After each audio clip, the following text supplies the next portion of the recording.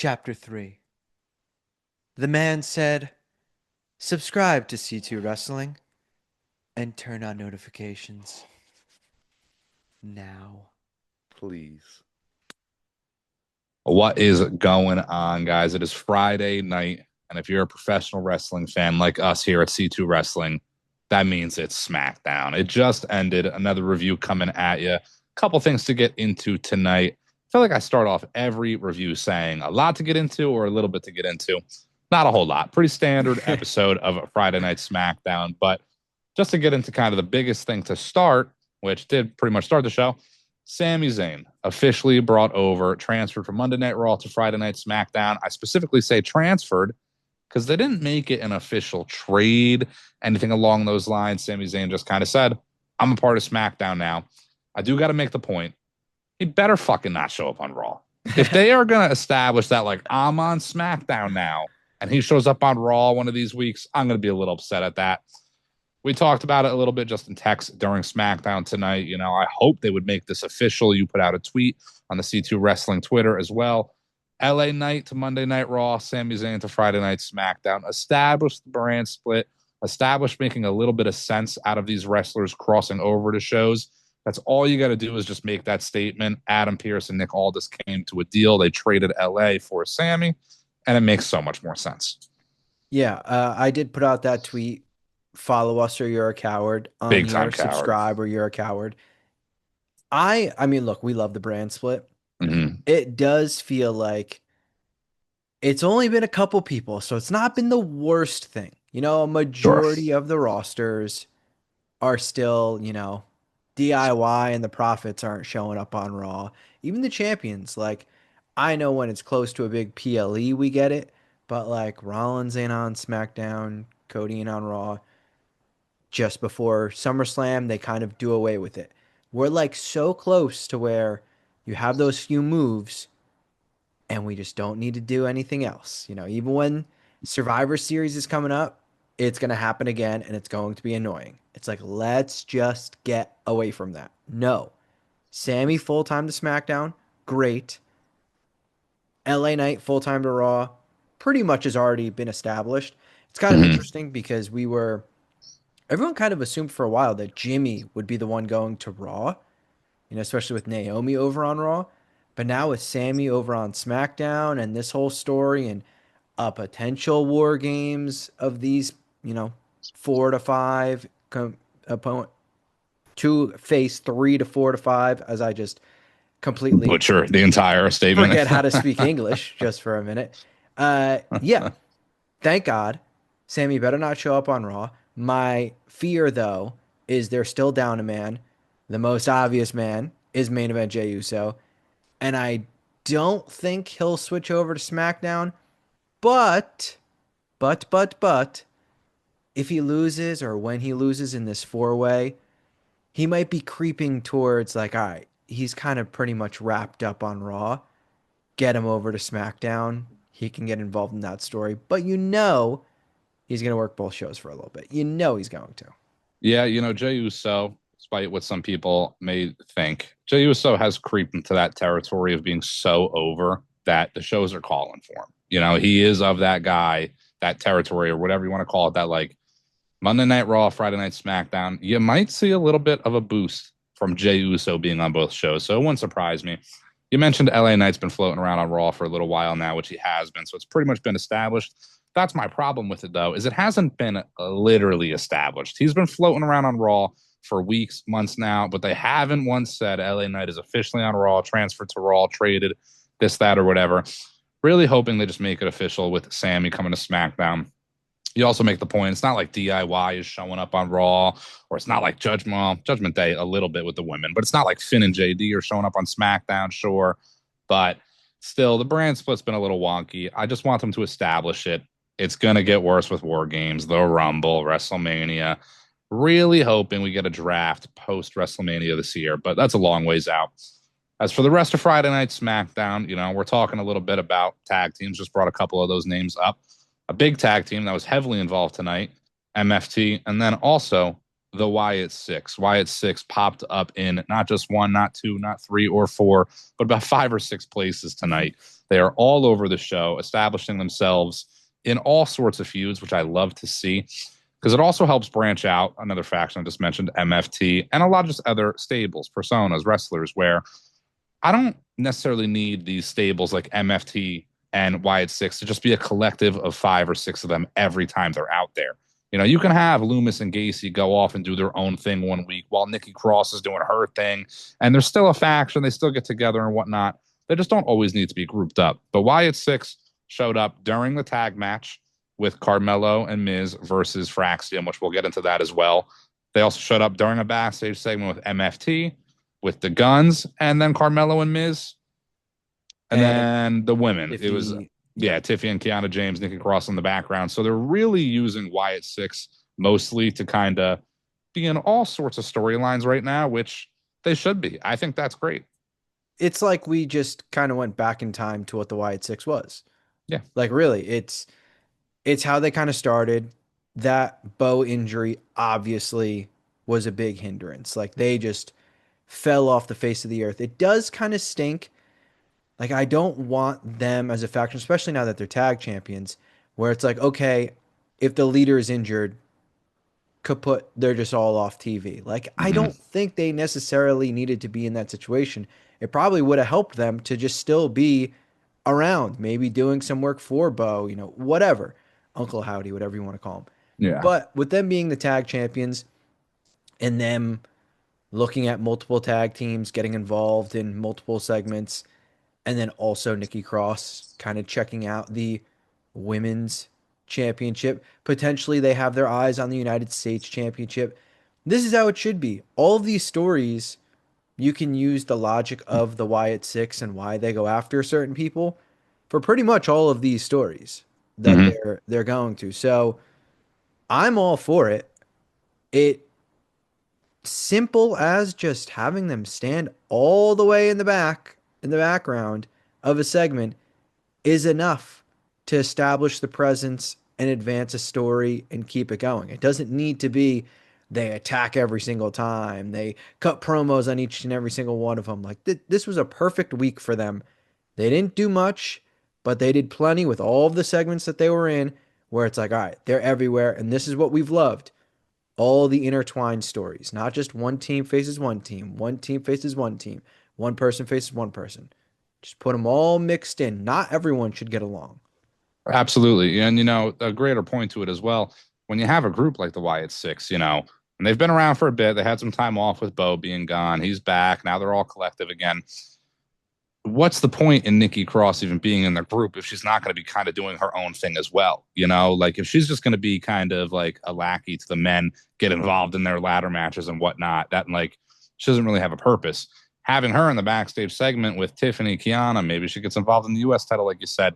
It helps establish Nikki herself as a threat in that group, helps get another name in the women's division. Again, they showed up in the background of the MFT segment. It might have been 2 or 3 weeks ago that MFT picked up a win over the Guns, if I'm correct as well. I would love to see a world where, you know, maybe Tala and Tongaloa split off and they're going up against the Guns or sorry, not against MFT, but against the Wyatt Six. You know, again, kind of establishing all the wrestlers as doing their own thing inside of their factions.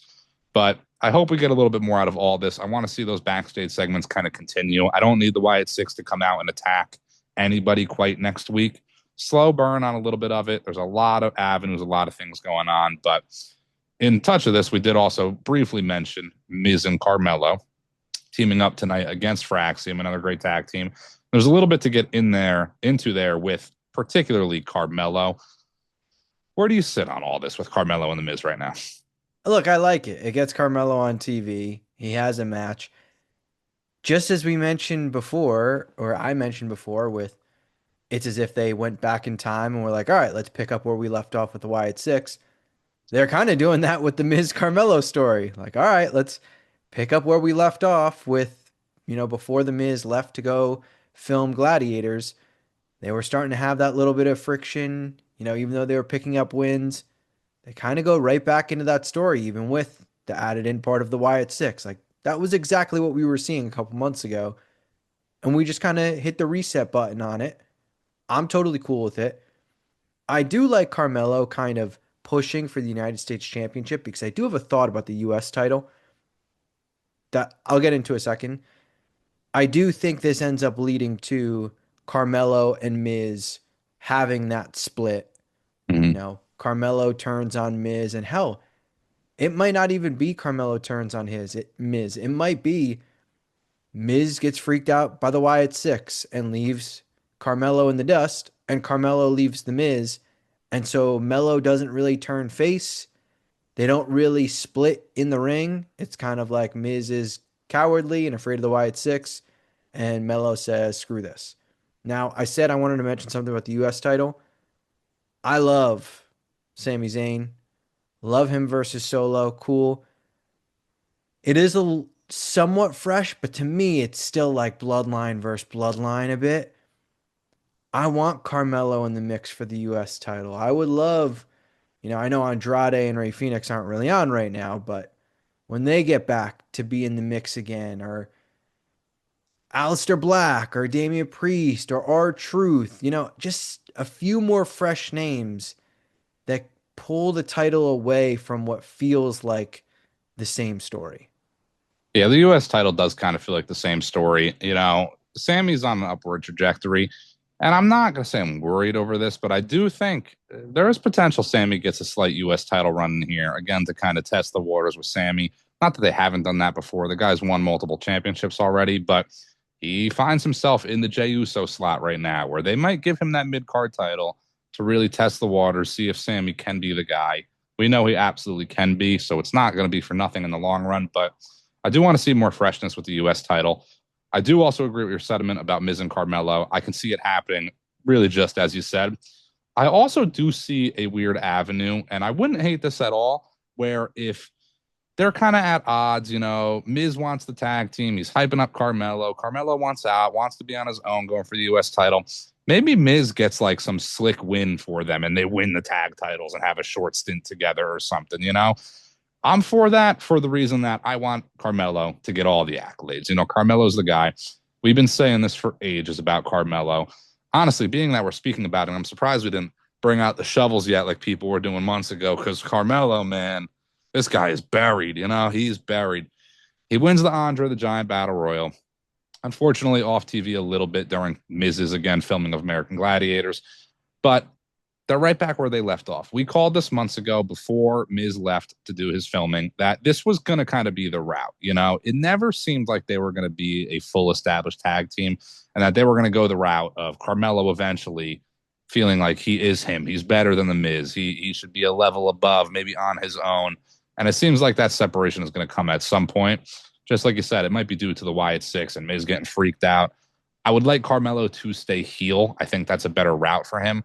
So I would hope that's the avenue they go, that they go their separate ways, even if Carmelo attacks the Miz. I don't need Carmelo to go babyface quite yet. You know, I like what you mentioned about they somehow maybe stumble their way into some wins or whatever. Mm-hmm. Next week, they announced they're taking on the Motor City Machine Guns. They made an emphasis to put that the Machine Guns have been a tag team for 2 decades. Mello Don't Miz is a brand new tag team. Yeah. That could be where they kind of pick up a win. And I I'm almost like also intrigued in Mello really wanting to get out of the team, but they somehow keep finding ways to win. And he's Mm-hmm. like almost getting mad that they're winning, Yep. but doesn't want to throw matches because he obviously wants to be a winner. Like I Mm-hmm. could get behind a story like that where, you kind of saw it tonight. Like they won and he like wasn't really happy that they won. Mm-hmm. Next week they somehow beat the Machine Guns, maybe in the same fashion where Melo's getting ready to hit the Melo don't miss, and Miz just runs in and does a roll up or something like that and steals the win. Like I could get behind something like that. It does feel like though that's a story where we're still a ways away from, especially if it's going to be something with the Wyatt Six and they don't really rush the Wyatt Six things. This can be a few weeks to, you may be nearing Survivor Series till you Mm-hmm. get like some sort of culmination on what they're doing here. Yeah, I was going to say this leads up to probably at least the eventual bad blood. It doesn't seem like anything's going to shape out in time for the Clash in Paris card, and it shouldn't quite yet. But that's kind of my exact line of thinking with this Carmelo and Miz story. Love the idea of Carmelo kind of wanting out, but like you can't just leave the tag team if you're tag team champions, even potentially, you know? I don't necessarily want the Wyatt Six to flip the titles quite yet, but I can see a story there that would be fun to get down with. Love Carmelo. Really just want more for Carmelo. Again, he's one of those guys in the roster. He's got some time, so I still think we're slow burning it with Carmelo. People want him to be WWE champion today. He's got the talent for it, but we got time. One of the last things we got to touch on. I mean, there was SmackDown was solid. I mean, Mm-hmm. match wise, it was pretty good. But one of the last things was actually a backstage segment of R Truth yucking it up, old R Yucking it up. Truth, and we get Aleister Black going face to face with him and finds a way to pull out Ron Killings, and he does the "Oh, there you are," and it's like, is that kind of the tease of what we're getting now with our truth? Now they face next week. We can assume Priest is going to be coming back at least in a week or two, whatever. Maybe they're starting to build this Priest Aleister Black feud for maybe not even Clash in Paris. Maybe this is going to kind of creep towards Bad Blood because it's kind of become a Bad Blood rivalry. But to take the focus away from Aleister Black and put it on our truth, I would love a true split personality gimmick with R Truth slash Ron Killings, where he truly is like, you don't know which version of him is showing up. Hell, it could change in the middle of the match. He gets punched the wrong way, and all of a sudden, R Truth comes out and he's hitting Cena's move set. And then later in the match, he takes a DDT on the head and he's stealing a cigarette from a fan in the front row. Like, I would love a split personality of R Truth. It's 2025 biscuits and gravy. This is the new Yeah, Festus with the ring yeah, bell, yeah. ringing and he starts going off. I can absolutely see a world where, Damian Priest comes out next week to maybe make the save, goes to help our truth. And our truth attacks Damian Priest, and maybe that's how that ends with Aleister Black walking up the ramp and our truth is kind of standing over Damian Priest. But then he looks up at Black, shakes it off and looks back and, oh my God, Damian, and goes to help him, isn't really knowing what's going on. I do love the idea of that for our truth, especially because I really would have hated the idea of them just like snapping back to our truth being this baby face again. It would have all been for nothing. Not signing him back. Of course, we want our truth to be signed with the company, but having him cut the hair, that promo, kind of going to heel, that would have all been for nothing in the long run. Yucking it up in that backstage promo. So I'm really hoping we're kind of spot on with this one. I like that story there. I wonder what the people think, but I don't want to know what you think if you haven't smashed the subscribe button. Punch it, smash it, hit it. Don't be a coward. I always love those on those old YouTube videos where they're like, hammer the subscribe button, smash that subscribe button, whatever. Just click it. Just hit that one little button right on your mouse Or if you're on and your click it. phone, just use Yeah. your pointer finger and boop. Yeah. Or maybe if you don't have use of your hands right now, you can just use your nose and just tap it. And it's that simple. Boop. Subscribe. V2 Wrestling. Catch you guys next time.